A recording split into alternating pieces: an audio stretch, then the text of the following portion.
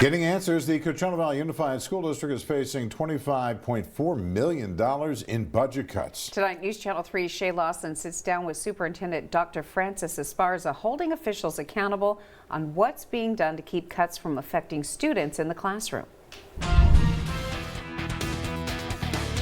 Well, that's right. District leaders say the plan will be phased in over 3 years. They add that they're working to minimize impacts to the classrooms while also restoring long-term financial stability. More budget cuts are coming to the Coachella Valley Unified School District. Anytime there are cuts in a budget, especially as they affect the livelihood of certain employees, it's very difficult. The approved plan includes multi-year reductions of $9.4 million in the 2026-27 school year, $8 million in 2027-28, and $8 million in 2028-29. It's recommended by our county office, and it's also required to have a multi-year for every school district throughout the state of California. The impact? We have approximately 29-30 staff members that'll be reduced in the district versus last year where we had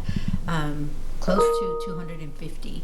We are looking at a cut in some of our mental health services program where you're going to be looking for grants and different ways to ensure that, our services continue. How are we guaranteeing that these cuts aren't going to affect the classroom?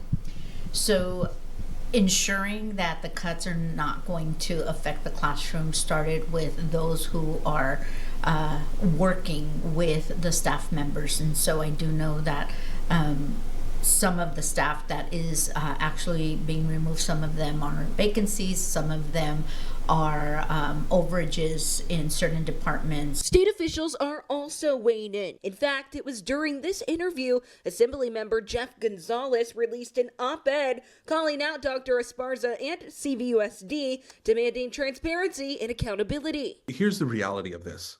We need to get an audit inside of there. We need to see every single line item that's going on, because if they were trying to go this route, they've failed. But Dr. Esparza says the Joint Legislative Audit Committee did not see a need for a state audit. I asked Assemblymember Gonzalez how he's helping the district navigate the deficits. Step one was after I saw the school board meeting and heard the account from the FICMAT personnel, I said, we're not telling the whole story.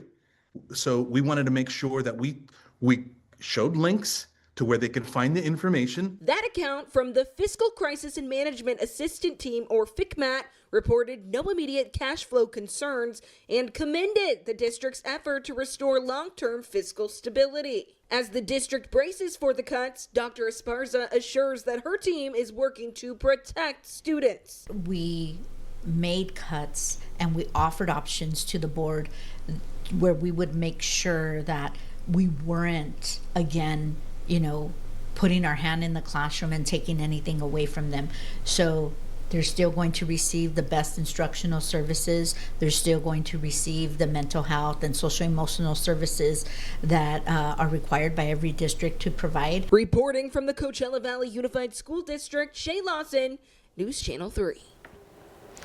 Thank you, Shay. And it doesn't end there. Moments after the interview and the release of Gonzalez's op-ed, Dr. Esparza sent us this statement reading in part.